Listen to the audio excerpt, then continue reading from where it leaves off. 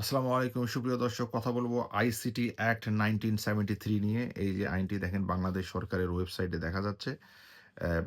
International crimes tribunal act 1973 1973 সালের আন্তর্জাতিক অপরাধ ট্রাইব্যুনাল আইন, যেটা 20শে জুলাই 1973 সালে পরিণত হয়েছিল। এই আইনটি নিয়ে বর্তমানে অনেক আলোচনা, পর্যালোচনা চলছে। কারণ শেখ হাসিনার বিচার এই আইনে করা হয়েছে। এবং এই আইনটি, আপনারা জানেন যে যখন একটা আইন তৈরি করা হয় তখন পার্লামেন্টে এটা নিয়ে আলাপ আলোচনা হয়। এবং এইটা বাংলাদেশের সংসদে যখন আলোচনা হয় তখন কিন্তু 1971 সালের যে সমস্ত যুদ্ধের সময় ঘটিত মানবতাবিরোধী অপরাধ, ওয়ার ক্রাইম, এবং ওই সময় যে অ্যা যে আন্তর্জাতিক আইনে স্বীকৃত অপরাধসমূহ যখন করা হয়েছিল সেগুলির বিচার প্রকল্পে বিচার করার উদ্দেশ্যে প্রণীত আইন।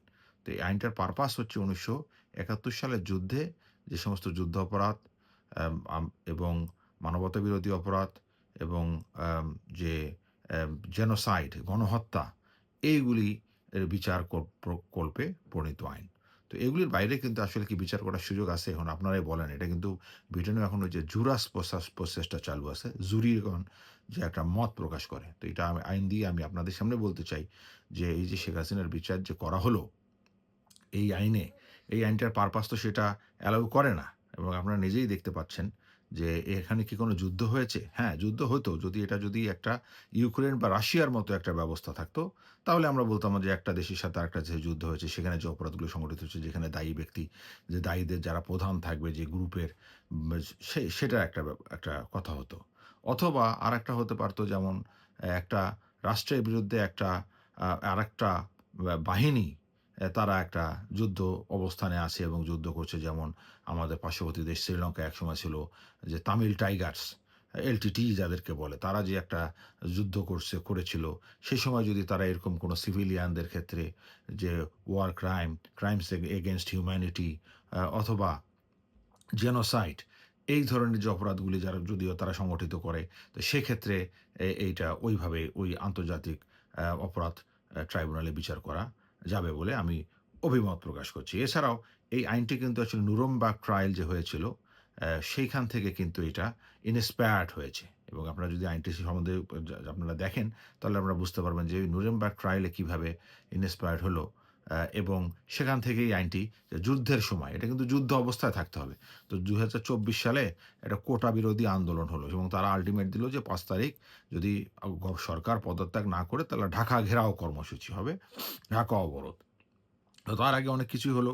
এবং আমরা রিসেন্টলি আমরা দেখতেও পাচ্ছি যে ঢাকার metropolitan police commissioner Sheikh Sajjad Ali বলেছেন যে আসলেই বাংলাদেশ পুলিশের আর কোনো, এটা আমি বলিনি, বাংলাদেশের আইনেই আছে যে পুলিশ কিন্তু আপনার নিজের এবং অপরের জানমাল রক্ষার্থে, সম্পদ রক্ষার্থে তারা গুলি ছুটতে পারে, জীবনহানি ঘটাতে পারে। এবং এটা কিন্তু বাংলাদেশের পেনাল কোডের 96 যে ধারা, বাংলাদেশের যে দণ্ডবিধির ৯৬ ধারা অনুসারে এটা এটা কিন্তু জাস্টিফাইড। হ্যাঁ? তো সুতরাং তারা যদি এটা করতেই পারে, পুলিশ যদি এখন এই ঘটনা তারা নিজে এবং অপরের জানমাল রক্ষার্থে তারা গুলি ছুড়ে মানুষ হত্যা করতে পারে, এবং সেটা যদি আপনার রিজনেবল হয় এবং সেটা যদি আপনার তারা জাস্টিফাইড হয়, সেটা যদি তারা করতে পারে, তাহলে সেখানে শেখ হাসিনা কিভাবে এটার জন্য দায়ী হবেন? কারণ আপনারা জানেন যে ১ম ৪ আগস্ট কিন্তু ১ম এ ঘটনা ঘটেছিল শাহাদাতপুর থানাতে। সেখানে পুলিশ অফিসার সহ অনেকগুলি পুলিশ অফিসার এবং সেই থানার ভারপ্রাপ্ত কর্মকর্তা সহ অনেকে নিহত হয়। তো সেখানে তো দেখা যাচ্ছে যে তারা তো, যে মামলাটা হয় সেই মামলায়, আমি দেখেছি এবং পত্রপত্রিকাও আপনারাও দেখেছেন যে এখানে আওয়ামী লীগের নেতাদের বিরুদ্ধে পরবর্তীতে মামলাটি দেওয়া হয়েছে। ওই শাহাদাতপুরের যে থানা পোড়ানো এবং পুলিশ অফিসার হত্যা মামলা। তো আমি শুধু আপনাদেরকে এটাই বলছি যে যেখানে দেশীয় আইনে সেটার বিচার আছে, হ্যাঁ? সেখানে কিভাবে এটা আন্তর্জাতিক অপরাধ ট্রাইব্যুনালে এই বিচারটা যায়। এবং এই আইনটা সেই যে পারপাস, যে উদ্দেশ্যে তৈরি করা হয়েছে, সেই উদ্দেশ্য তো আসলে যুদ্ধকালীন অবস্থায় এটা কি কোনো যুদ্ধ হলো? মানে আমি শুধু আপনাদেরকে এই প্রশ্নটা রাখতে